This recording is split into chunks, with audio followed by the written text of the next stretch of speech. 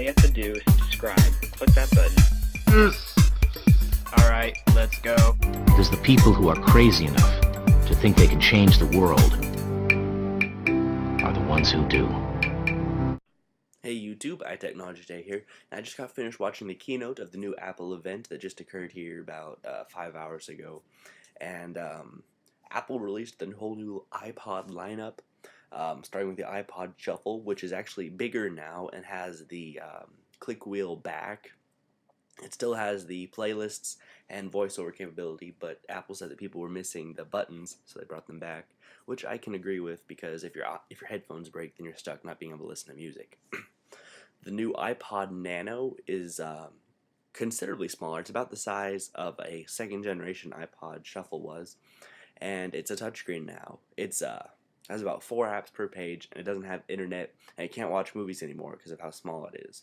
But it does have a new interface for going through your music. It doesn't have a camera anymore. It has a clip though, so it's, I don't know if it's better or not, but it's a lot smaller touchscreen now. It's about the size of a watch face, so you can clip it onto an armband or something and actually use the clock and have just a watch if you wanted, which people could listen to music on their watch, I guess, which would be interesting. Now the new iPod Touch has FaceTime now with a front-facing camera and a back-facing camera that shoots in high definition. It also has the new Retina display with the A4 processor and a 3-axis gyroscope. It's also slightly thinner, and now the volume rocker is removed. It has volume buttons. Also on the bottom, it has an actual speaker port on the bottom now instead of the speaker just being internal, which I imagine will boost the audio.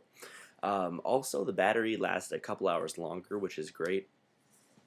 On top of the new iPods, Apple released the new iTunes 10, which has a new redesigned image. It's gone from the musical note in front of the CD just being a musical note with a blue ring around it.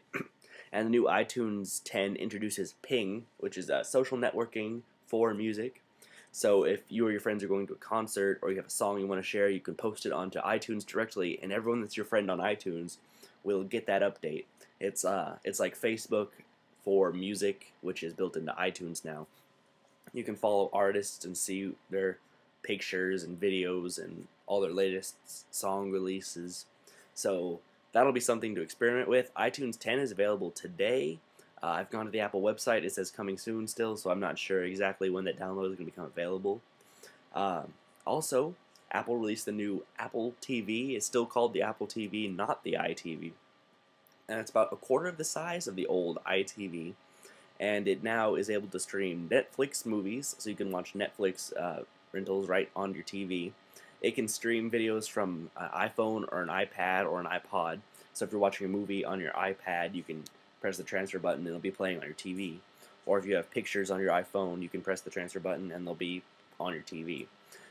It's all rental based now. You can't buy movies or TV shows anymore. You can only rent them, which is very cheap. It's 99 cents for a movie rental and $4.99 for a new movie release, and it gets cheaper as the movie gets older. It's all in high definition now. It has a power port, an HDMI port, and an Ethernet port on the back now.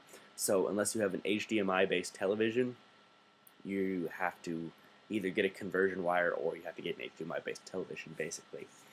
Besides that, Apple didn't release anything else new. I'll be interested in seeing all of the new products myself, and I'll have some reviews on what people think when all the products are out and I've tested them. Thanks, guys.